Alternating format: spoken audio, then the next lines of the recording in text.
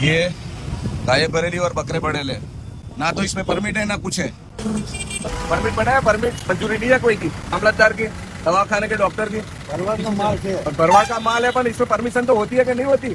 नियम खबर है? करगरा नु माल है, सब परिवार है, हम मना नहीं कर रहे तुमको ये नियम खबर है? कायदे कानून तुम्हारे लिए नहीं है? बताओ, लाओ जो भी हो बात करो। मैं कहीं नौकर नहीं हूँ इसके बाप का। तुम रोड पे गाड़ी लेके निकलते हो, मतलब तुम्हारे लिए माफ थोड़ी है, कायदा सबके लिए बराबर है। तुम्हारी आड़ में लोग ऐसे ही परिवार लेके निकलते हैं और कत्ल खाने दे आते हैं। तुम्हारे पास कागज है? तुम्हारी आड़ में तुम्हारे जैसे लोग कत्ल खाने जाके दे आते हैं। हमारी एक अलग स्पेशल यूनिट बनाई है मुस्लिमों की, बराबर। मुसलमानों के नाम पे जो बदनाम कर रहे हैं ना मुसलमानों को, कि मुसलमान गौहत्या करते हैं, हम लोग गौहत्या नहीं करते, बल्कि जो लोग गौहत्या करते हैं उनको पकड़ते हैं हम। हमें मत सिखाओ तुम।